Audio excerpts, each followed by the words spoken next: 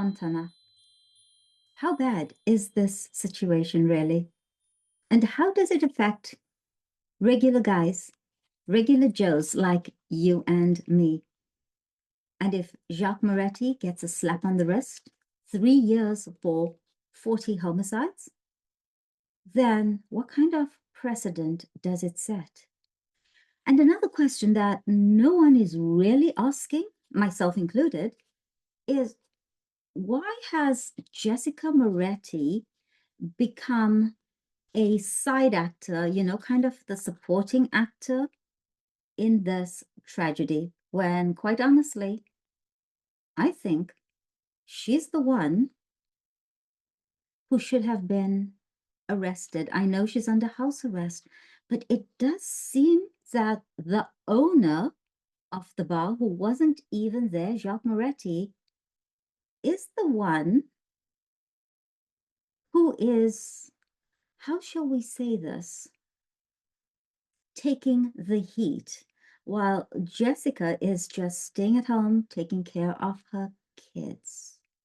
What exactly is going on here? What aren't we being told?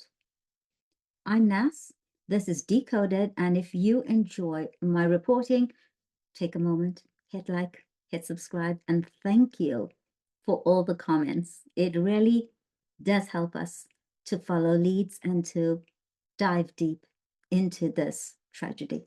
Great news, everyone! Crown Montana is open for business. That is the headline.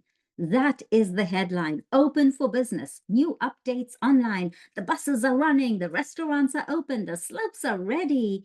And the activity list, oh, it's a tourism brochure that is so dynamic, so tempting, so tempting. But hey, don't come to our town if you are an Italian journalist, because if you do that, well, then things get less hospitable.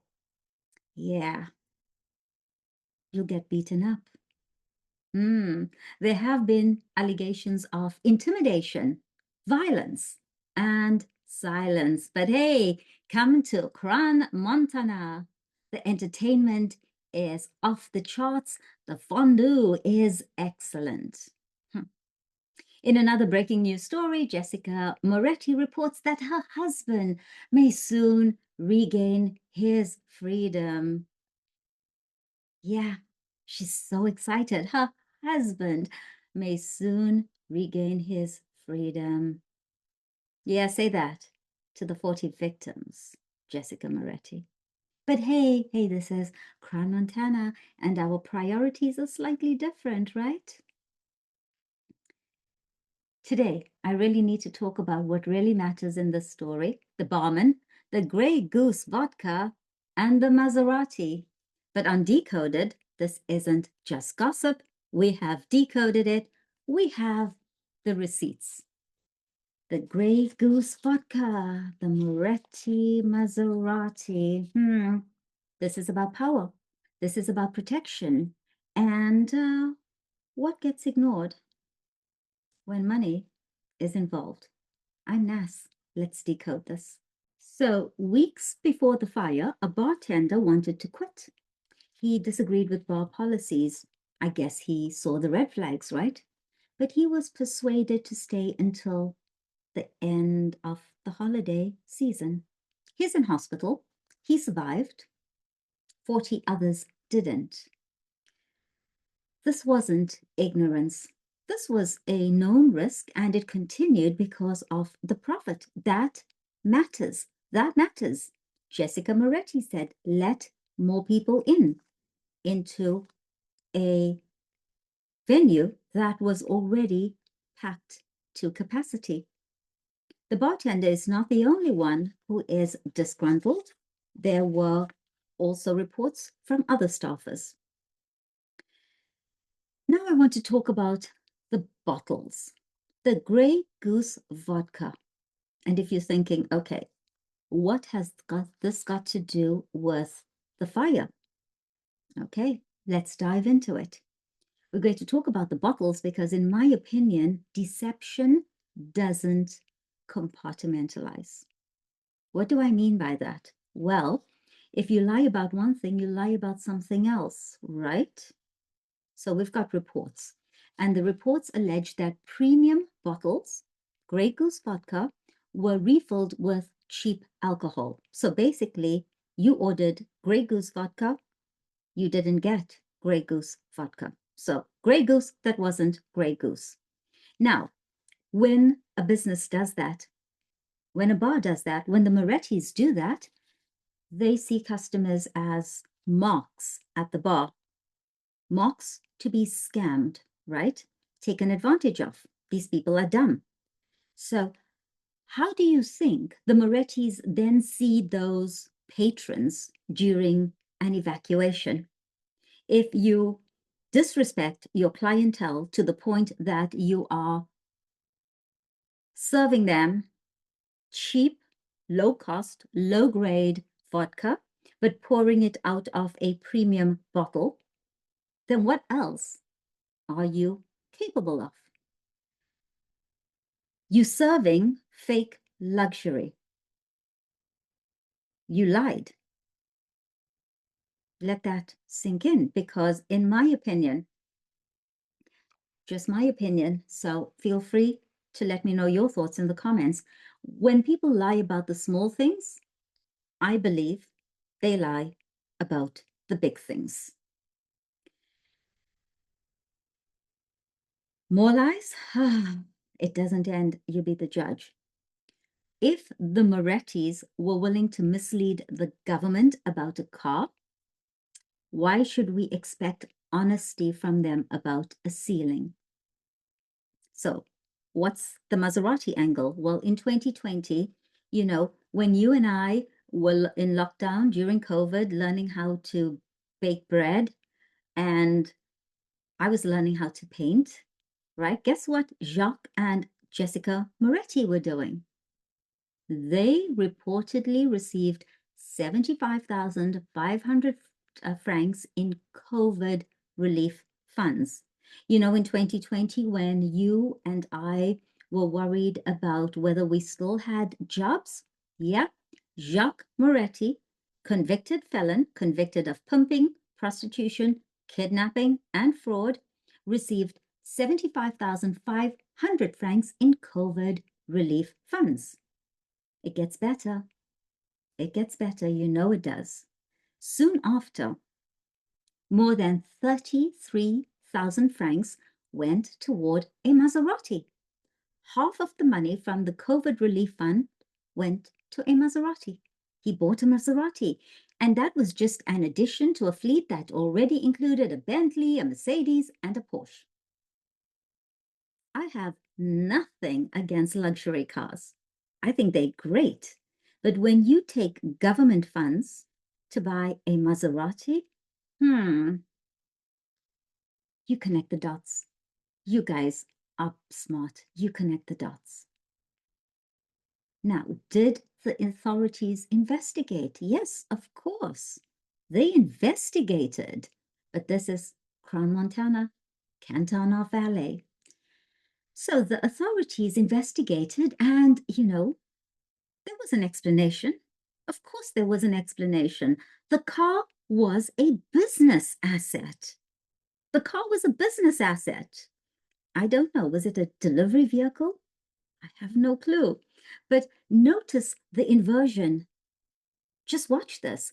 A supercar is essential, but a fire-rated staircase is drama. Drama. So 33,000 francs for a supercar for the Maserati, but the ceiling, it was a DIY job. This is a guy who perhaps allegedly cut corners. Now, the drama at Le Constellation doesn't end here, because by 2022, labor inspectors arrived. Yep, they did. Lots of investigations that go nowhere. So the employees reported unpaid night work, unsafe conditions, not enough rest periods. Now, these aren't separate stories because I think it all ties in. It's all the same story. Staff are disposable. Relief funds are flexible. Fire codes don't stand a chance. Patrons at the bar, they get served fake Grey Goose vodka.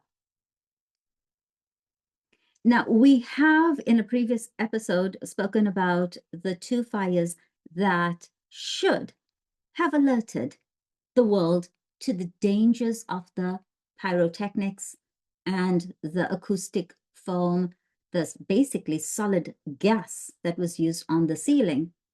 So, why are we calling this a fire when all the science behind it says that this was a gas chamber?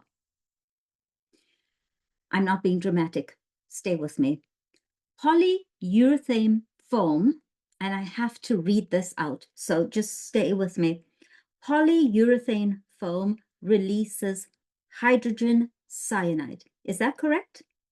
For all my firefighters out there in the comments, do I have this right? Let me know. So polyurethane foam releases hydrogen cyanide. What is hydrogen cyanide? It's a cell suffocant. It suffocates your cells. So you don't burn, you collapse, you become paralyzed. This is known as the furnace formula, and we've known about it for 20 years. 20 years. So 20 years, 2006, we had the internet, right? So this was something that was easily available online, this information. So when it is still being used in 2026 or 2019 or whenever Jacques Moretti did his DIY acoustic foam ceiling, he could have easily gotten this information. So when it is still being used in the 2020s, it isn't an accident. It's a choice. But was it a choice to cut costs, to cut corners? You know, the Swiss law of 3 years max for negligent homicide, all sentences running concurrently, so not 40 times 3 as I've reported in previous videos, but 3 years total, and then it could be reduced for, I don't know, Jacques Moretti, good behavior, being an upstanding citizen. Oh, wait, this is Jacques Moretti, convicted pimp, convicted kidnapper, convicted for prostitution, but you know, that doesn't matter in the canton of Valais. But think about this, if 40 lives cost only a few years in prison, is that justice? Is that justice? What kind of precedent does it set? Don't just come to Switzerland for your private numbered bank accounts. If you want to commit a crime, do it in Switzerland. The laws are very lax. Let me know your thoughts. You know, our comments section isn't noise. I have to say, I'm really, really proud of our comment section. It really is a ledger. It really is a ledger. Very often when I see something on social media, I jump to the comments. And the comments really, not often, not really, they really disappoint. And my comments section on Decoded, it's not noise. It's a ledger. We've got locals speaking up. We've got firemen speaking up. We've got people who are giving amazing links and guiding us in different directions. You know, Crown Montana, the story, the tragedy, it isn't hysteria. This is the truth leaking out because it can no longer be contained, because the people in the comments are speaking up. Crown Montana didn't fail once, it failed repeatedly. It failed quietly. But hey, guys, let's make some noise. let's make some noise. Because today it's Crans Montana 40 dead. If this goes unchecked, what's next? Where does it end? I'm NAS. This is Decoded. And take a moment to read the comments. They really are the ledger. Thanks for joining me today. Ciao.